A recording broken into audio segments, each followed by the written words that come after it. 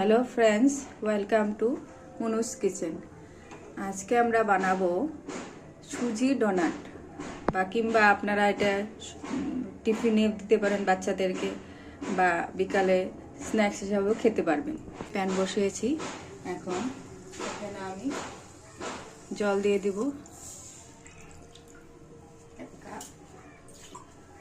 জলটা একটু গরম হোক। এখন আমি এখানে দিয়ে দিচ্ছি লবণ।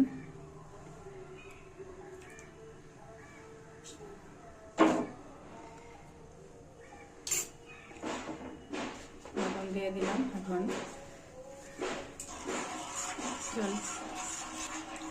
এখন জলটাকে ফুটতে দিয়েছি। জলটা এখন ফুটে গেছে। এখন আমি দিয়ে দিচ্ছি অল্প চিলি ফ্লেক্স দিয়ে দিলাম। আপনারা যে যেমন ঝাল খাবেন ওরকম দেবেন। এখন দিয়ে দিচ্ছি অরিগানো, অল্প অরিগানো দিয়ে দিলাম। এখন আমি একটু নাড়াচাড়া করে দিয়ে দিব সুজিগুলো। সুজি দিয়ে দিলাম। তারপরে আমি সবগুলোকে ভালো করে মিক্স করে নেব।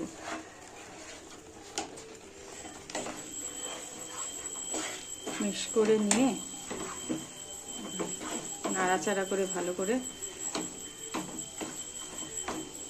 করে মিশিয়ে নিতে হবে। যে পর্যন্ত জল থাকবে জলগুলোকে শুকিয়ে নিতে হবে। তারপরে প্যানের থেকে ছেড়ে আসলে সুজিগুলো,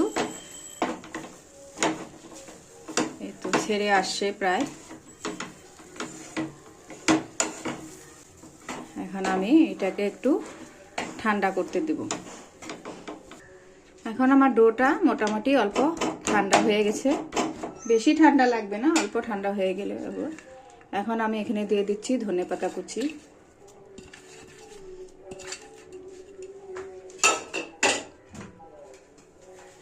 তারপরে আমি দিয়ে দিচ্ছি আলু সিদ্ধ।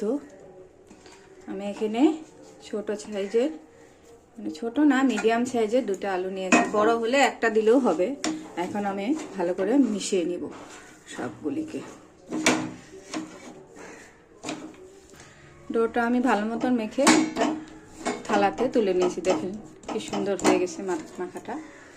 এখন আমি এখান থেকে ছোট ছোট করে লেচি করে নেব।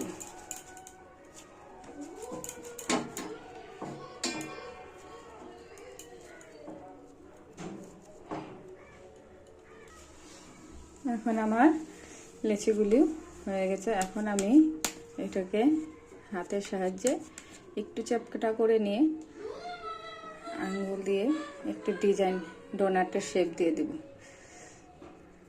এরকম করে আমি ডোনাটের শেপ দিয়ে দেব।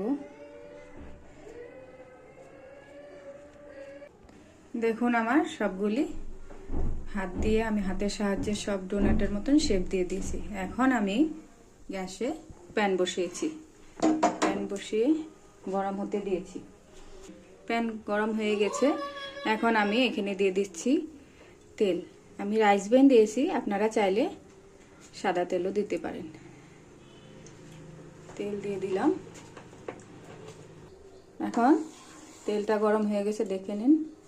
এখন আমি একে একে করে সব ডোনাটগুলি দিয়ে দিচ্ছি।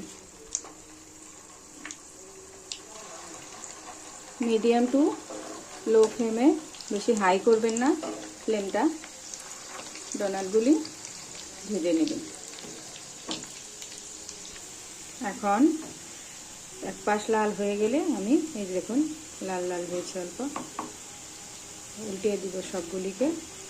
ওই পাশেও লাল লাল ভেজে নেব।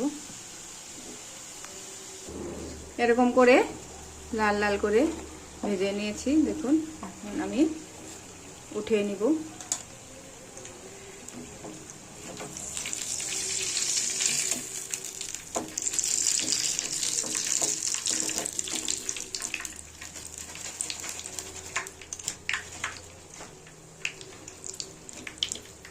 সবগুলিকে এখন তুলে নেব আমি এরকম করে।